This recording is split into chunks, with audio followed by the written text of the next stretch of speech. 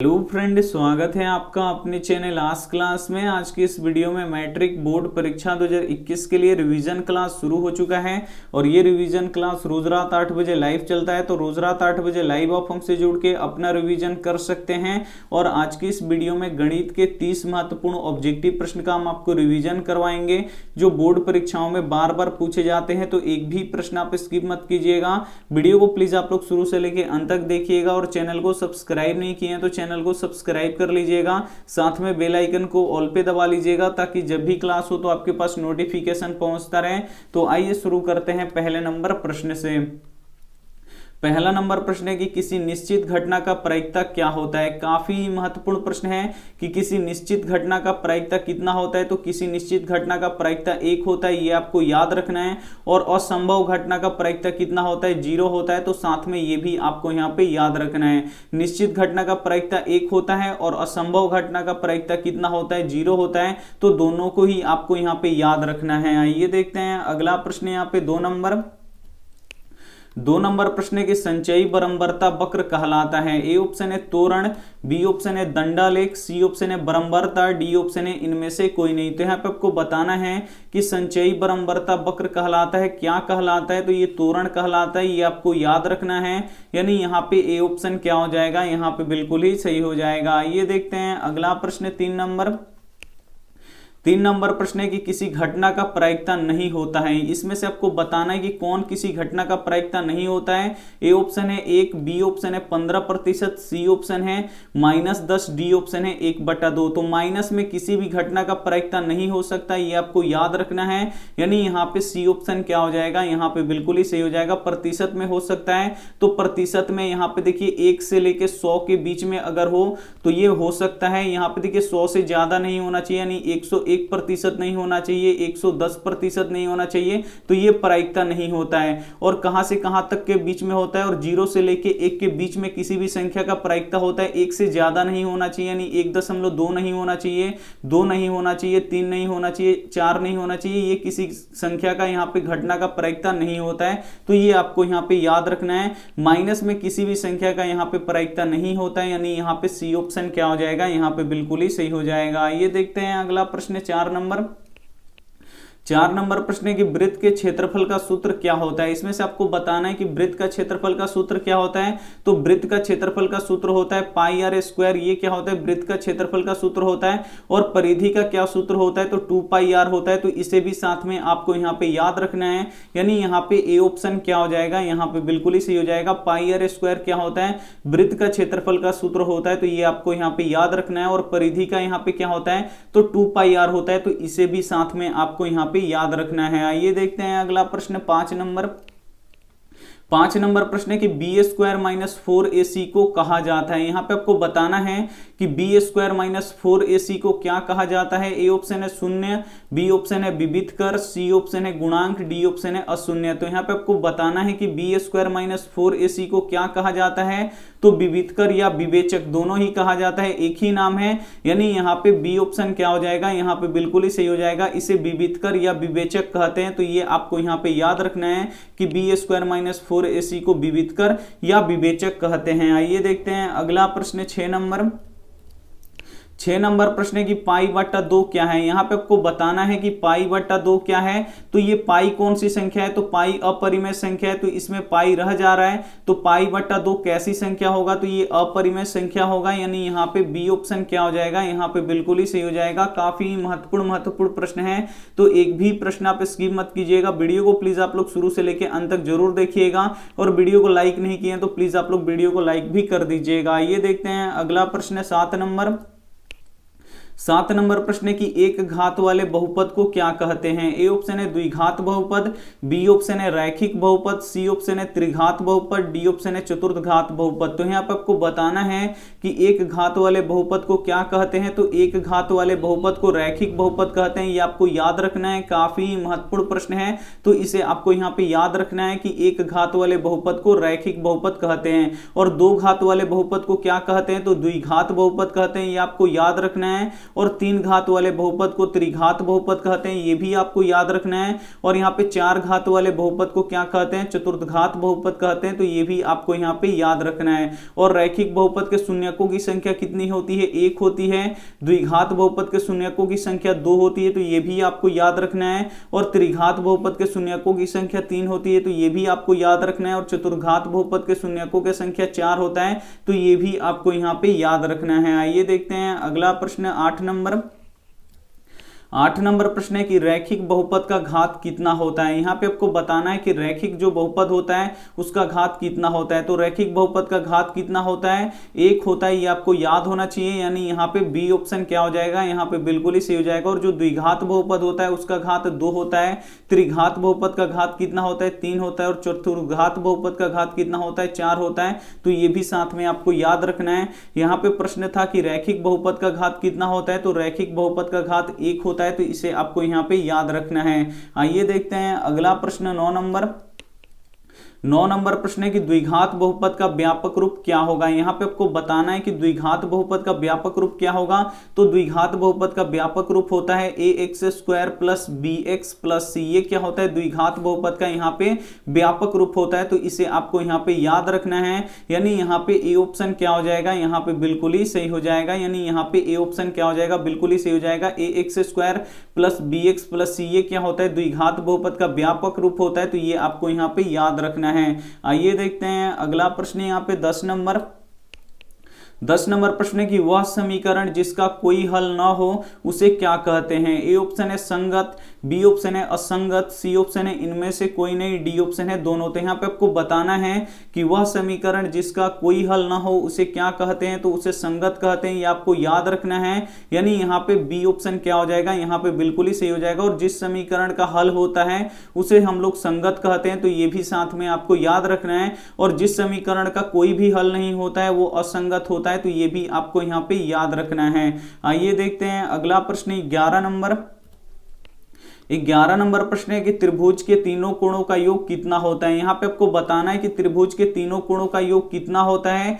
त्रिभुज किसे कहते हैं, तो 3 भुजाओं से घिरे हुए क्षेत्र को त्रिभुज कहते हैं। और त्रिभुज के कितने कोण होते हैं, तो 3 कोण होते हैं। इन तीनों कोणों का योग कितना होता है ये आपको बताना है।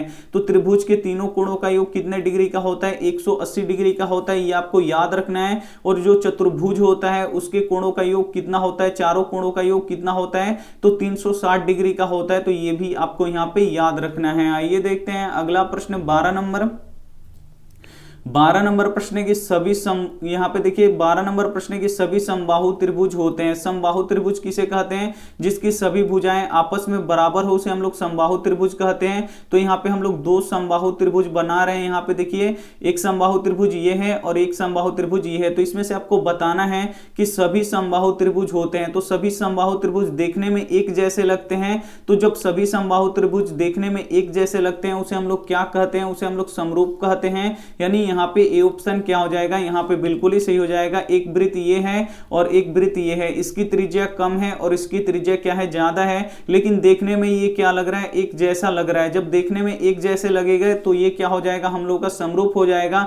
यानी सभी वृत्त भी आपस में क्या होते हैं, समरूप होते हैं। और सभी समबाहु त्रिभुज भी आपस में क्या होते हैं, यहाँ पे समरूप होते हैं। और सभी वर्ग भी आपस में क्या होते हैं, समरूप होते हैं। तो ये भी आपको यहाँ पे याद रखना है। आइए देखते हैं अगला प्रश्न 13 नंबर। 13 नंबर प्रश्न है कि मूल बिंदु का निर्देशांक क्या होता है। काफी महत्वपूर्ण प्रश्न है कि मूल बिंदु का निर्देशांक क्या होता है। तो यहाँ पे देखिए ये है y अक्ष और ये क्या है, यहाँ पे x अक्ष। जहाँ पे x और y अक्ष दोनों आपस में कटते हैं उसे मूल बिंदु कहते हैं। और मूल बिंदु का निर्देशांक कितना होता है, 0 0 होता है। तो ये आपको यहाँ पे याद रखना है। यानी यहाँ पे बी ऑप्शन क्या हो जाएगा, यहाँ पे बिल्कुल ही सही हो जाएगा। और x अक्ष को क्या कहते हैं, तो भुज कहते हैं, इसे आपको याद रखना है। और y अक्ष को क्या कहते हैं, कोटि कहते हैं, तो इसे भी आपको यहाँ पे याद रखना है। और मूल बिंदु का निर्देशांक कितना होता है, 0 0 होता है। तो ये भी आपको यहाँ पे याद रखना है। आइए देखते हैं अगला प्रश्न 14 नंबर। 14 नंबर प्रश्न है कि एक्स अक्ष को क्या कहते हैं। तो अभी बताए हैं कि एक्स अक्ष को क्या कहते हैं, तो एक्स अक्ष को भुज कहते हैं, ये आपको याद रखना है। यानी यहाँ पे ए ऑप्शन क्या हो जाएगा, यहाँ पे बिल्कुल ही सही हो जाएगा। ये देखते हैं अगला प्रश्न 15 नंबर प्रश्न है कि वाई अक्ष को क्या कहते हैं। तो वाई अक्ष को कोटि कहते हैं, ये आपको याद रखना है। यानी यहाँ पे बी ऑप्शन क्या हो जाएगा, यहाँ पे बिल्कुल ही सही हो जाएगा। काफी महत्वपूर्ण प्रश्न है, तो एक भी प्रश्न आप स्किप मत कीजिएगा। वीडियो को प्लीज आप लोग शुरू से लेके अंत तक जरूर देखिएगा। एक्स अक्ष को क्या कहते हैं, तो भुज कहते हैं, और वाई अक्ष को क्या कहते हैं, कोटि कहते हैं। और जहां पे एक्स और वाई दोनों अक्ष आपस में कटते हैं उसे क्या कहते हैं, तो उसे मूल बिंदु कहते हैं। और मूल बिंदु का निर्देशांक कितना होता है, 0 0 होता है। तो ये भी आपको यहां पे याद रखना है। आइए देखते हैं अगला प्रश्न 16 नंबर प्रश्न भी काफी महत्वपूर्ण है कि एक बाह्य बिंदु से वृत्त पर खींची गई स्पर्श रेखा की लंबाई होती है। एक वृत्त है और इसके बाह्य बिंदु से वृत्त पर हम क्या कर रहे हैं, स्पर्श रेखा खींच रहे हैं दो। तो ये जो स्पर्श रेखा की लंबाई होगा, इन दोनों स्पर्श रेखाओं की लंबाई क्या होगा, हमेशा बराबर होगा। ये आपको याद रखना है।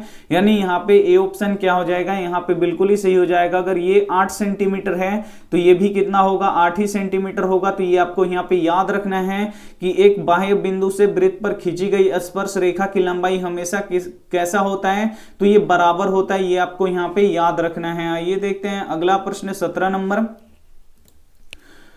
नंबर प्रश्न है कि वृत्त की सबसे बड़ी जीवा कहलाती है। ए ऑप्शन है चाप, बी ऑप्शन है चाप कर्ण, सी ऑप्शन है व्यास, डी ऑप्शन है त्रिज्या। तो यहाँ पे आपको बताना है कि वृत्त की सबसे बड़ी जीवा क्या कहलाती है। तो वृत्त की सबसे बड़ी जीवा क्या कहलाती है, व्यास कहलाती है। ये आपको याद रखना है। यानी यहाँ पे क्या हो जाएगा, सी ऑप्शन क्या हो जाएगा, यहाँ पे बिल्कुल ही सही हो जाएगा। और व्यास का आधा क्या होता है, त्रिज्या होता है। और त्रिज्या को किससे सूचित करते हैं, आर से सूचित करते हैं। तो ये भी आपको यहाँ पे याद रखना है। और वृत्त का क्षेत्रफल का फॉर्मूला क्या होता है, पाई आर स्क्वायर होता है। तो ये भी आपको साथ में याद रखना है। आइए देखते हैं अगला प्रश्न 18 नंबर प्रश्न है कि वृत्त के केंद्र पे कितने डिग्री का कोण बनता है। यहाँ पे आपको बताना है कि वृत्त के केंद्र पर कितने डिग्री का कोण बनता है। तो ये एक वृत्त है और इसके केंद्र पर कितने डिग्री का कोण बनेगा, ये आपको यहाँ पे बताना है। ए ऑप्शन है 180 डिग्री, बी ऑप्शन है 90 डिग्री, सी ऑप्शन है 150 डिग्री, डी ऑप्शन है यहाँ पे 360 डिग्री। तो वृत्त के केंद्र पर कितने डिग्री का कोण बनता है, तो 360 डिग्री का कोण बनता है। ये आपको याद रखना है। यानी यहाँ पे डी ऑप्शन क्या हो जाएगा, यहाँ पे बिल्कुल ही सही हो जाएगा। ये देखते हैं अगला प्रश्न 19 नंबर प्रश्न है कि दो भिन्न भिन्न त्रिज्याओं वाले वृत्त होता है। यहाँ पे आपको बताना है कि दो भिन्न भिन्न त्रिज्याओं वाले वृत्त कैसा होता है। तो ये समरूप होता है, हम आपको बता चुके हैं। यानी यहाँ पे ए ऑप्शन क्या हो जाएगा, यहाँ पे बिल्कुल ही सही हो जाएगा। ये देखते हैं अगला प्रश्न 20 नंबर प्रश्न है कि वृत्त पे कितनी स्पर्श रेखा खींचा जा सकता है। यहाँ पे आपको बताना है कि एक वृत्त है तो इस पर कितनी स्पर्श रेखा खींची जा सकती है। तो यहाँ पे देखिए इस पे अनंत स्पर्श रेखाएं खींची जा सकती हैं। जहां से मन तहां से आप क्या कर सकते हैं, इस पे स्पर्श रेखा खींच सकते हैं। तो इस पे नहीं है कि एक ही स्पर्श रेखा खींचा जाएगा, दो ही स्पर्श रेखा खींचा जाएगा, ऐसा कोई बात नहीं है। कि यहाँ पे देखिए वृत्त पे कितनी स्पर्श रेखा खींची जा सकती है, तो अनंत स्पर्श रेखा खींची जा सकती है। ये आपको याद रखना है। यानी यहाँ पे डी ऑप्शन क्या हो जाएगा, यहाँ पे बिल्कुल ही सही हो जाएगा। एक प्रश्न ये भी रहता है कि वृत्त के अंदर किसी बिंदु से कितनी स्पर्श रेखा खींची जा सकती है। अगर कोई बिंदु वृत्त के अंदर है तो इस पे स्पर्श रेखा नहीं खींचा जा सकता। अगर यहां से हम लोग खींचेंगे तो ये छेदक रेखाएं होगी। तो ये आपको यहाँ पे याद रखना है कि अगर कोई वृत्त के अंदर यहाँ पे बिंदु है, अगर उससे बोला जा रहा है कि स्पर्श रेखा खींचिए, तो ये स्पर्श रेखा इससे नहीं खींचा जा सकता। ये प्रश्न में पूछा जा चुका है, ये प्रश्न बोर्ड परीक्षा में पूछा जा सकता है। एक प्रश्न ये भी रहता है कि वृत्त के बाह्य बिंदु से, अगर वृत्त के कोई एक बाह्य बिंदु है, इससे कितने वृत्त पर स्पर्श रेखा खींची जा सकती है, तो दो स्पर्श रेखा खींची जा सकती है। ये आपको याद रखना है। और किसी वृत्त के बाह्य बिंदु 2 हैं तो इससे कितनी स्पर्श रेखा खींची जा सकती है, तो 4 स्पर्श रेखा खींची जा सकती है। ये आपको साथ में याद रखना है। काफी महत्वपूर्ण प्रश्न है, तो एक भी प्रश्न आप स्किप मत कीजिएगा। वीडियो को प्लीज आप लोग शुरू से लेकर अंत तक देखिएगा। और वीडियो को लाइक नहीं किए हैं तो प्लीज आप लोग वीडियो को लाइक भी कर दीजिएगा। ये देखते हैं अगला प्रश्न 21 21 नंबर प्रश्न है कि संभव घटना तथा असंभव घटना का प्रायिकता कितना होता है। यहाँ पे आपको बताना है कि संभव घटना और असंभव घटना का प्रायिकता कितना होता है। तो यहाँ पे देखिए संभव घटना कितना होता है, एक को हम लोग संभव घटना कहते हैं, और असंभव घटना का प्रायिकता कितना होता है, 0 होता है। तो संभव घटना और असंभव घटना का प्रायिकता कितना होगा, 1 होगा। ये आपको यहाँ पे याद रखना है, यानी यहाँ पे ए ऑप्शन क्या हो जाएगा, यहाँ पे बिल्कुल ही सही हो जाएगा। संभव घटना तथा असंभव घटना के प्रायिकता का योग कितना होगा, तो 1 होगा। ये आपको यहाँ पे याद रखना है। आइए देखते हैं अगला प्रश्न 22 नंबर। 22 नंबर प्रश्न है चक्रीय चतुर्भुज के सम्मुख कोणों का योग कितना होगा। चक्रीय चतुर्भुज है तो उसके सम्मुख कोणों का योग क्या होगा, ये आपको यहाँ पे बताना है। तो यहाँ पे हम एक चक्रीय चतुर्भुज बना दिए। यहाँ पे देखिए अंदर में क्या होता है, वृत्त होता है, और यहाँ पे देखिए चक्रीय चतुर्भुज का जो सम्मुख कोण होता है यानी सामने का जो यहाँ पे कोण होता है, इन दोनों कोणों का यहाँ पे योग पूछा है कि कितने डिग्री का होता है, तो 180 डिग्री का होता है। ये आपको यहाँ पे याद रखना है, यानी यहाँ पे बी ऑप्शन क्या हो जाएगा, यहाँ पे बिल्कुल ही सही हो जाएगा। आइए देखते हैं अगला प्रश्न 23 नंबर। 23 नंबर प्रश्न है कि 1.12112 फिर 11121 डॉट डॉट एक संख्या है, तो ये एक कैसी संख्या है, तो ये एक अपरिमेय संख्या है। ये आपको याद रखना है, यानी यहाँ पे बी ऑप्शन क्या हो जाएगा, यहाँ पे बिल्कुल ही सही हो जाएगा। काफी महत्वपूर्ण प्रश्न है, तो एक भी प्रश्न आप स्किप मत कीजिएगा। वीडियो को प्लीज आप लोग शुरू से लेकर अंत तक जरूर देखिएगा। आइए देखते हैं अगला प्रश्न 24 नंबर। 24 नंबर प्रश्न है कि भाज्य बराबर यहाँ पे फिलिंग द ब्लैंक्स गुणे भागफल जोड़ शेष। यहाँ पे आपको बताना है कि खाली जगह पे क्या होगा। ए ऑप्शन है भाजक, बी ऑप्शन है यहाँ पे देखिए महत्तम समापर्तक, सी ऑप्शन है अभाजक, डी ऑप्शन है लघुत्तम समापर्तक। तो यहाँ पे आपको बताना है कि भाज्य बराबर, तो यहाँ पे क्या होगा, भाजक होगा गुणे भागफल जोड़ शेष, यानी यहाँ पे ए ऑप्शन क्या हो जाएगा, यहाँ पे बिल्कुल ही सही हो जाएगा। भाज्य बराबर क्या होता है, भाजक गुणे भागफल जोड़ शेष होता है, यानी यहाँ पे ए ऑप्शन क्या हो जाएगा, यहाँ पे बिल्कुल ही सही हो जाएगा। ये देखते हैं अगला प्रश्न 25 नंबर। 25 नंबर प्रश्न है कि एपी के क्रमागत पदों के अंतर को क्या कहते हैं। ए ऑप्शन है अनुपात, बी ऑप्शन है सार्वंतर, सी ऑप्शन है समानुपात, डी ऑप्शन है गुणांक। तो यहाँ पे आपको बताना है कि एपी के क्रमागत पदों के अंतर को क्या कहते हैं, तो सार्वंतर कहते हैं, और सार्वंतर हमेशा क्या होता है, समान होता है। अगर कोई एपी है तो उसका सार्वंतर हमेशा कैसा होगा, समान होगा, यानी बराबर होगा। और सार्वंतर को किससे सूचित करते हैं, डी से सूचित करते हैं। तो ये भी आपको यहाँ पे याद रखना है। आइए देखते हैं अगला प्रश्न 26 नंबर। 26 नंबर प्रश्न है कि क्रिकेट गेंद का स्वरूप कैसा होता है। यहाँ पे आपको बताना है कि जो क्रिकेट का गेंद होता है उसका स्वरूप कैसा होता है। ए ऑप्शन है गोला की तरह, बी ऑप्शन है कीप की तरह, सी ऑप्शन है छिन्नक की तरह, डी ऑप्शन है यहाँ पे वृत्त की तरह। तो यहाँ पे आपको बताना है कि क्रिकेट के गेंद का स्वरूप कैसा होता है, तो ये गोले की तरह होता है, ये आपको याद रखना है, यानी यहाँ पे ए ऑप्शन क्या हो जाएगा, यहाँ पे बिल्कुल ही सही हो जाएगा। और जो घर में रोटियां होती है वो कैसी होती है, तो वो वृत्त की तरह होती है। तो ये आपको यहाँ पे याद रखना है। जो गोला होता है उसमें ऊंचाई होता है, यानी एच होता है, और जो वृत्त होता है उसमें ऊंचाई नहीं होता है। तो ये आपको साथ में याद रखना है। आइए देखते हैं अगला प्रश्न 27 नंबर। 27 नंबर प्रश्न है कि केंद्रीय प्रवृत्ति का उपयुक्त माप क्या है। ए ऑप्शन है माध्य, बी ऑप्शन है माध्यिका, सी ऑप्शन है बहुलक, डी ऑप्शन है इनमें से कोई नहीं। काफी महत्वपूर्ण प्रश्न है 27 नंबर कि केंद्रीय प्रवृत्ति का उपयुक्त माप क्या है, तो माध्य है, ये आपको याद रखना है, यानी यहाँ पे ए ऑप्शन क्या हो जाएगा, यहाँ पे बिल्कुल ही सही हो जाएगा। ये देखते हैं अगला प्रश्न 28 नंबर। 28 नंबर प्रश्न है कि बहुलक बराबर 3 फिल इन द ब्लैंक्स -2 माध्य। तो यहाँ पे आपको बताना है कि खाली स्थान पे क्या होगा, तो बहुलक बराबर क्या होता है 3। यहाँ पे ए ऑप्शन है तोरण, बी ऑप्शन है बहुलक, सी ऑप्शन है माध्यिका, डी ऑप्शन है माध्य। इसी में से एक होगा यहाँ पे, तो क्या होगा यहाँ पे आपको बताना है। तो यहाँ पे देखिए बहुलक बराबर 3 माध्यिका क्या होगा, यहाँ पे माध्यिका होगा। बहुलक बराबर 3 माध्यिका -2 माध्य होता है, यानी यहाँ पे सी ऑप्शन क्या हो जाएगा, यहाँ पे बिल्कुल ही सही हो जाएगा। ये देखते हैं अगला प्रश्न 29 नंबर। 29 नंबर प्रश्न है कि अनिश्चित घटना का प्रायिकता कितना होता है। यहाँ पे आपको बताना है कि अनिश्चित घटना, जो घटना घटित नहीं होने वाला है, उसका प्रायिकता कितना होगा, ये आपको बताना है। तो अनिश्चित घटना का प्रायिकता 0 होता है, ये आपको याद रखना है, यानी यहाँ पे ए ऑप्शन क्या हो जाएगा, यहाँ पे बिल्कुल ही सही हो जाएगा। और निश्चित घटना का प्रायिकता क्या होगा, यानी जो घटना घटित होने वाली है उसका प्रायिकता कितना होगा, 1 होगा, ये आपको याद रखना है। एक प्रश्न ये भी आता है कि निश्चित घटना और अनिश्चित घटना का योग कितना होता है, तो निश्चित घटना का प्रायिकता 1 होता है और अनिश्चित घटना का प्रायिकता 0 होता है, और इनका योग जब करेंगे यानी जोड़ेंगे तो कितना होगा, 1 ही होगा। यानी निश्चित घटना और अनिश्चित घटना का योग कितना होगा, तो 1 ही होगा। तो ये भी आपको यहाँ पे याद रखना है। आइए देखते हैं अगला प्रश्न, 30 नंबर और अंतिम प्रश्न। यहाँ पे देखिए 30 नंबर प्रश्न है कि त्रिघात बहुपद का व्यापक रूप इनमें से कौन सा है। यहाँ पे आपको बताना है कि त्रिघात बहुपद का व्यापक रूप इनमें से कौन सा है। तो त्रिघात बहुपद का व्यापक रूप क्या होता है, ax³ प्लस क्या होता है bx² प्लस क्या होता है cx प्लस क्या होता है d। ये क्या होता है, त्रिघात बहुपद का व्यापक रूप होता है। तो इसे आपको क्या करना है, याद रखना है। और जो त्रिघात बहुपद होता है इसका चर का महत्तम घात 3 होता है, ये भी आपको साथ में याद रखना है। और इसका शून्यक भी कितना होता है, तो शून्यक भी 3 होता है, ये आपको यहाँ पे याद रखना है। और द्विघात बहुपद का व्यापक रूप क्या होता है, तो ax² plus bx plus c होता है। और यहाँ पे द्विघात जो बहुपद होता है उसके चर का महत्तम घात 2 होता है और इसका शून्यक भी कितना होता है, 2 होता है। तो ये भी आपको यहाँ पे याद रखना है। तो इस प्रश्न में पूछा था कि त्रिघात बहुपद का व्यापक रूप इनमें से कौन सा होगा, तो यहाँ पे डी वाला ऑप्शन क्या हो जाएगा, यहाँ पे बिल्कुल ही सही हो जाएगा।